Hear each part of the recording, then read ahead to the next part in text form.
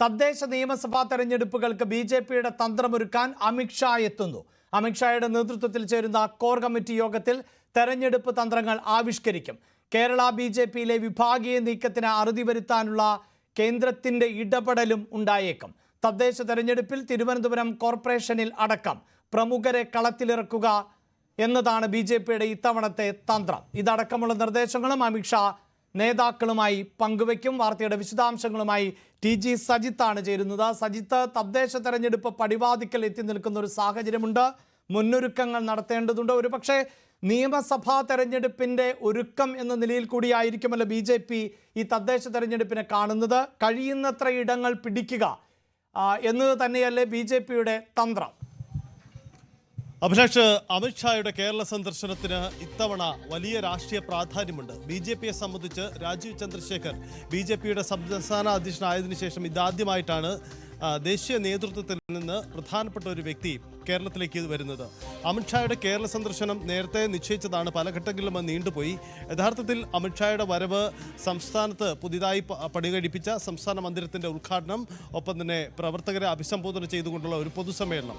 പക്ഷേ ഇതിനപ്പുറത്തേക്ക് ഈ അമിത്ഷായുടെ സന്ദർശനത്തിന് ബി.ജെ.പിയുടെ ആഭ്യന്തര രാഷ്ട്രീയവുമായി വളരെ ബന്ധമുണ്ട് എന്നതാണ് പ്രധാനപ്പെട്ട കാര്യം. കാരണം വരുന്ന തദ്ദേശ തെരഞ്ഞെടുപ്പ് ബി.ജെ.പിയെ സംബന്ധിച്ച് നിർണായകമാണ്. തൊട്ടു പിന്നാലെ നിയമസഭാ തെരഞ്ഞെടുപ്പും. ഈ രണ്ട് തെരഞ്ഞെടുപ്പുകളിലും ബി.ജെ.പിക്ക് ഒരുക്കേണ്ട തന്ത്രങ്ങൾ സംബന്ധിച്ച സുപ്രധാനമായ ചില നീക്കങ്ങൾക്ക് ഈ ദിവസം തുടക്കമിടും എന്ന് തന്നെയാണ് പ്രതീക്ഷിക്കുന്നത്.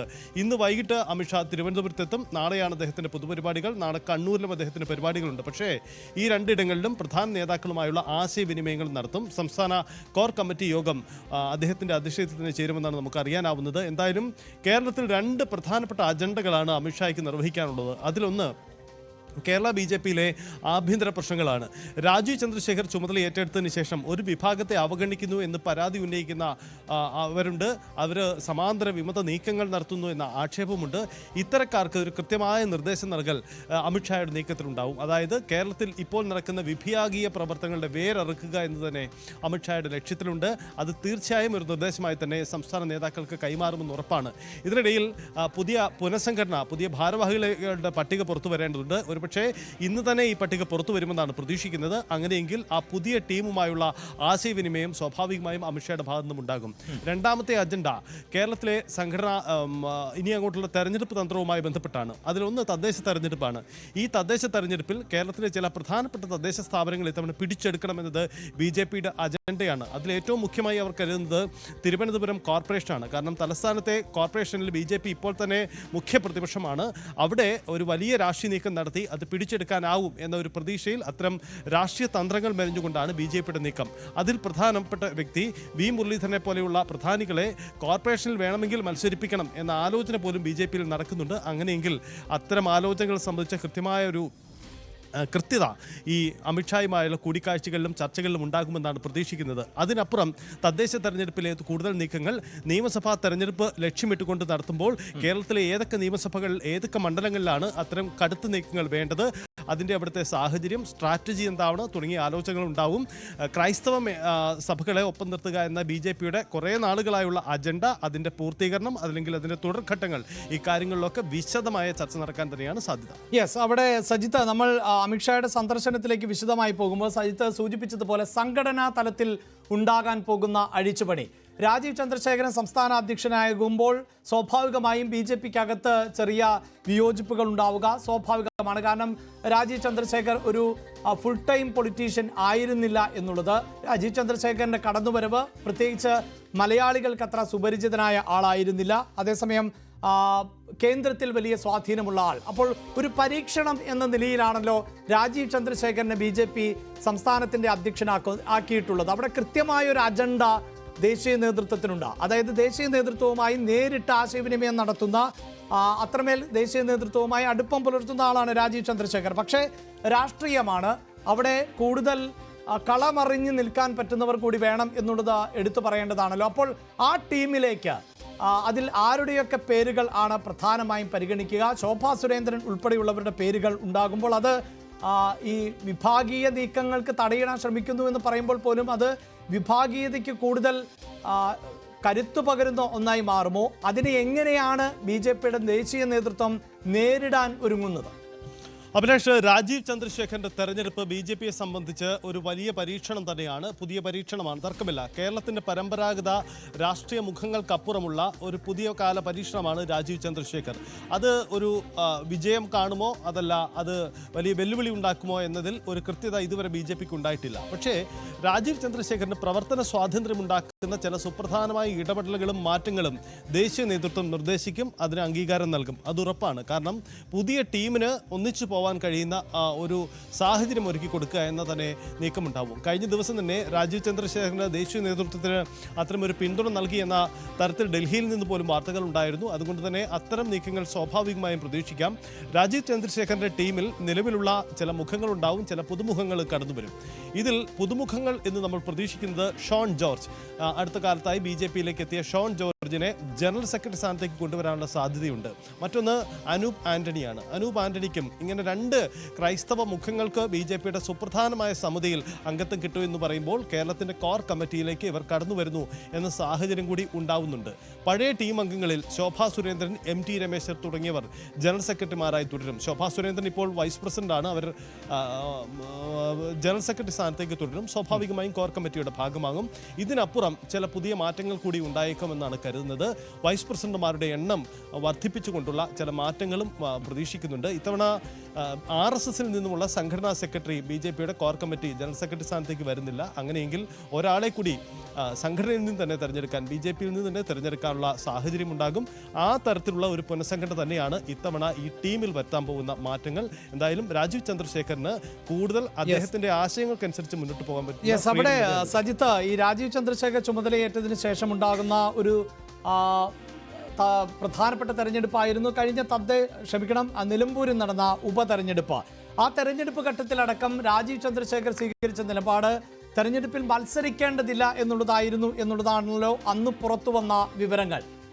അങ്ങനെ മത്സരിച്ച് വിജയസാധ്യതയില്ലാത്ത അല്ലെങ്കിൽ വലിയ സ്വാധീനമൊന്നും ചെലുത്താൻ പറ്റാത്ത ഒരു തെരഞ്ഞെടുപ്പിൽ എന്തിന് മത്സരിക്കണം? പക്ഷേ ആ ഘട്ടത്തിലടക്കം BJPക്കകത്ത് നിന്ന് ഉയർന്നു വന്ന വിമർശനങ്ങളുണ്ട്. ഒരു തെരഞ്ഞെടുപ്പിൽ മത്സരിക്കുന്നില്ല എങ്കിൽ അത് തെറ്റായ സന്ദേശം നൽകും എന്ന വിമർശനം ഉയരുന്നു.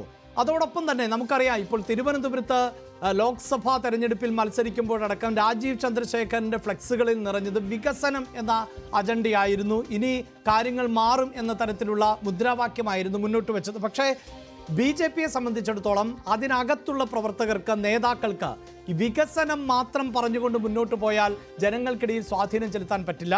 മറിച്ച് രാഷ്ട്രീയം പറയേണ്ടതുണ്ട്, പ്രതിഷേധങ്ങൾ നടത്തേണ്ടതുണ്ട്, സർക്കാരിനെതിരായ പോരാട്ടങ്ങൾ നടത്തേണ്ടതുണ്ട്. അത്തരം അഭിപ്രായങ്ങളുണ്ട്. അപ്പോൾ അതുകൂടി പരിഗണിച്ചുകൊണ്ട് അതിന് അണികളെയും പ്രവർത്തകരെയും ഒക്കെ എത്തിക്കാൻ പറ്റുന്ന തരത്തിൽ കൂടിയുള്ള നേതാക്കൾക്ക് തന്നെ ആയിരിക്കുമോ ഈ പരിഗണന ലഭിക്കാൻ പോകുന്നത്? അങ്ങനെ ആൾക്കൂട്ടത്തെ കൂടി സൃഷ്ടിക്കാൻ പറ്റുന്നവർ ആയിരിക്കുമോ ചുമതലകളിലേക്ക് എത്തുക? തീർച്ചയായും ഇതിൽ രാജീവ് ചന്ദ്രശേഖരന്റെ ശൈലി ചോദ്യം ചെയ്യുന്ന ഒരു വിഭാഗം നേതാക്കൾ കേരളത്തിലുണ്ട്. കാരണം കേരളത്തിന്റെ പരമ്പരാഗത രാഷ്ട്രീയ ശൈലിക്ക് ചേരുന്നതല്ല രാജീവ് ചന്ദ്രശേഖരന്റെ രീതികൾ. കേരളത്തിൽ പ്രത്യക്ഷ സമരം നടത്തേണ്ടിടത്ത് അങ്ങനെ നടത്തണം, രാഷ്ട്രീയ പ്രസ്താവനകൾ നടത്തേണ്ടിടത്ത് നടത്തണം, കയ്യടി നേടേണ്ട പ്രസ്താവനകൾ വേണ്ടിടത്ത് അത് അങ്ങനെ വേണം. അതാണ് നമ്മുടെ പരമ്പരാഗതമായ ശൈലി. ഒരു രാഷ്ട്രീയ നേതാവിന്, ഒരു രാഷ്ട്രീയ പാർട്ടിക്ക് അതിൽ നിന്ന് മാറി എത്ര കണ്ട് നയിക്കാൻ കഴിയും എന്ന കാര്യം ചൂണ്ടിക്കാണിക്കപ്പെടുന്നവരുണ്ട്. അതുകൊണ്ട് രാജീവ് ചന്ദ്രശേഖർ നടത്തുന്ന അദ്ദേഹത്തിൻ്റെ ഒരു പ്രൊഫഷണൽ സമീപനമാണ് എന്ന് പറയുമ്പോഴും അതിൻ്റെ ഒരു പ്രായോഗികത ചോദ്യം ചെയ്യുന്ന ചിലരെങ്കിലുമുണ്ട്. അതൊരു തർക്ക വിഷയമായി തന്നെ ഇപ്പോഴും നിലനിൽക്കുന്നു എന്നതാണ് സാഹചര്യം. പ്രധാനപ്പെട്ട സർക്കാരുമായി ബന്ധപ്പെട്ട, കേരളത്തിലെ സർക്കാരുമായി ബന്ധപ്പെട്ട വിവാദങ്ങളിൽ അഭിപ്രായം പറയുക, സർക്കാരിനെതിരെ കടന്നാക്രമിക്കുക, സമരപ്രഖ്യാപനങ്ങൾ നടത്തുക, ഇങ്ങനെയുള്ള ശൈലിയൊക്കെ തുടർച്ചയായി നടത്തേണ്ടി വരും. പക്ഷേ അവിടെയൊക്കെ ഈ പുതിയ കാലത്തെ നേതൃത്വത്തിൻ്റെ ശൈലി എത്ര കണ്ട് ചേരുന്നതാണ് എന്ന ആശങ്കയുള്ളവരുണ്ട്. പക്ഷേ എന്തായാലും രാജീവ് ചന്ദ്രശേഖരൻ ആ ഫ്രീഡം നൽകിക്കൊണ്ട് തന്നെ മുന്നോട്ട് പോകാനാണ് ദേശീയ തലത്തിൽ തന്നെ തീരുമാനമുണ്ടാവുക. കേരളത്തിൽ ഇതൊരു പുതിയ കാല പരീക്ഷണമാണ്. ആ രീതിയിൽ തന്നെ മുന്നോട്ട് പോകട്ടെ എന്നതാണ്. വികസനം എന്നൊരു വലിയ അജണ്ട മുന്നോട്ട് വെക്കുമ്പോൾ മറ്റ് വിവാദ വിഷയങ്ങൾക്കെല്ലാം രാഷ്ട്രീയത്തിൽ പ്രാധാന്യമില്ലേ, അതും ചർച്ച ചെയ്ത് പോവേണ്ടതല്ലേ എന്ന മറു ചോദ്യമുണ്ട്. എന്തായാലും ഇതൊരു പരീക്ഷണമാണ് BJPയെ സംബന്ധിച്ച്. ആ നേതൃത്വ പരീക്ഷണത്തിൽ സ്വാഭാവികമായും അദ്ദേഹത്തിനോട് ചേർന്ന് പോകുന്ന ഒരു ടീമിനെ തന്നെ നൽകിയേക്കും. അതിൽ ചില പഴയ മുഖങ്ങൾ ഉണ്ടാവും, ഒപ്പം ചില പുതിയ മുഖങ്ങളും കടന്നു വരും.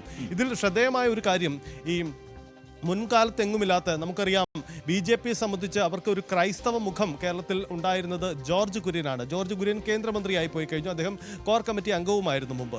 ജോർജ് കുര്യനപ്പുറം കൂടുതൽ ക്രൈസ്തവ മുഖങ്ങളെ ഈ പാർട്ടിയുടെ നേതൃതലത്തിലേക്ക് ഉയർത്തുക, അവിടെയാണ് ഈ ഷോൺ ജോർജിന്റെ, അനൂപ് ആന്റണിയുടെയും മറ്റും അനിൽ ആന്റണിയുടെയൊക്കെ മറ്റും സാധ്യതകൾ ഉയർന്നു വരുന്നത്. അവരെ കോർ കമ്മിറ്റിയുടെ ഭാഗമാക്കുക, പ്രധാന സമിതികളിലേക്ക് കൊണ്ടുവരിക, അങ്ങനെ പ്രധാന മുഖമായി ഉയർത്തിക്കാട്ടുക. അതിലൂടെ അതായത് ഈ സൂചിപ്പിക്കുന്ന പോലെ ഇപ്പോൾ ഷോൺ, അതോടൊപ്പം തന്നെ അനൂപ് ആന്റണി, ഒരുപക്ഷെ എനിക്ക് തോന്നുന്നു അനൂപ് ആന്റണിയെ സംബന്ധിച്ചിടത്തോളം സംഘടനാ തലത്തിൽ വലിയ പാരമ്പര്യമുണ്ട്. യുവമോർച്ചയുടെ ദേശീയ സെക്രട്ടറിയായി അടക്കം പ്രവർത്തിച്ചിട്ടുള്ള ആൾ ആണ് അനൂപ് ആന്റണി. പക്ഷേ അനൂപ് ആന്റണിക്ക് കേരളത്തിലെ നേതാക്കൾക്കിടയിലോ അല്ലെങ്കിൽ ജനങ്ങൾക്കിടയിലോ എത്രത്തോളം സ്വാധീനമുണ്ട് എന്ന സംശയമുണ്ട്. പക്ഷേ ഷോണിലേക്ക് വരുമ്പോൾ അതല്ലല്ലോ സാഹചര്യം. പ്രത്യേകിച്ച് നേരത്തെ സജിത്ത് തന്നെ സൂചിപ്പിച്ചതുപോലെ ഈ വിഷയങ്ങളിൽ പ്രതികരിക്കുക, കയ്യടി നേടേണ്ട സമയത്ത് അത്തരത്തിലുള്ള പ്രതികരണങ്ങൾ നടത്തുക, ചില പ്രതിഷേധങ്ങളുടെ മുൻനിരയിൽ ഉണ്ടാവുക, അങ്ങനെയൊക്കെ നോക്കുമ്പോൾ ഷോണാണ് കൂടുതൽ ചർച്ച ചെയ്യപ്പെട്ടിട്ടുള്ള പേരുകൾ. ഒരുപക്ഷെ രണ്ടുപേർക്കും ഇടം നൽകുക എന്നത് പ്രായോഗികമാണോ നിലവിലെ സാഹചര്യത്തിൽ, അല്ലെങ്കിൽ ഷോണോ അനൂപോ ആ നിലയിലേക്കായിരിക്കുമോ സാഹചര്യം എത്തുക? ഷോണിനും അനൂപിനും സാധ്യത നൽകുന്ന ചർച്ചകൾ തന്നെയാണ് BJPയിൽ നിന്നും ഉയരുന്നത്. അതിനപ്പുറം സംഘടനാ തലത്തിലുള്ള കാര്യമായ ചില പൊളിച്ചെഴുത്തലുകളും പ്രതീക്ഷിക്കുന്നുണ്ട്. കെ സുരേന്ദ്രൻ മുൻ സംസ്ഥാന അധ്യക്ഷനാണ്. അദ്ദേഹത്തിൻ്റെ ഇനിയുള്ള പ്ലേസ്മെന്റ് എങ്ങനെയായിരിക്കും, അതിൽ അവ്യക്തതക്കുറവുണ്ട്. വി മുരളീധരൻ, അദ്ദേഹം മുൻ കേന്ദ്രമന്ത്രിയാണ്, മുൻ സംസ്ഥാന അധ്യക്ഷനാണ്. അദ്ദേഹത്തിൻ്റെ പ്ലേസ്മെന്റ് ഏത് തരത്തിലെന്നതിലും ആശയക്കുഴപ്പമുണ്ട്. ഇതിൽ ഈ രണ്ട് കാര്യങ്ങളിലും തീരുമാനം കേന്ദ്ര നേതൃത്വം തന്നെയാണ് കൈക്കൊള്ളേണ്ടത്. ഒരുപക്ഷെ കെ മുരളീധരന് പുതിയ ചില പ്ലേസ്മെന്റുകൾ ദേശീയ തലത്തിൽ ഉണ്ടാകുമോ, ഒരുപക്ഷെ സർക്കാർ തലത്തിൽ പോലും ചില പ്ലേസ്മെന്റുകൾ ഉണ്ടാകുമോ എന്ന തരത്തിലുള്ള ചർച്ചകളൊക്കെ BJPയിൽ വരുന്നുണ്ട്. എന്തായാലും ഇക്കാര്യത്തിലൊക്കെ തീരുമാനം ഉണ്ടാവേണ്ടതുണ്ട്. നാളെയോ ഇന്നോ ഒന്നും നമുക്കത് പ്രതീക്ഷിക്കേണ്ടതുമില്ല. പക്ഷേ സംസ്ഥാനത്തെ സംഘടനാ പൊളിച്ചെഴുത്തിൽ സുപ്രധാനമായ ചില സൂചനകൾ അമിത്ഷാ പങ്കുവയ്ക്കും. ശരി.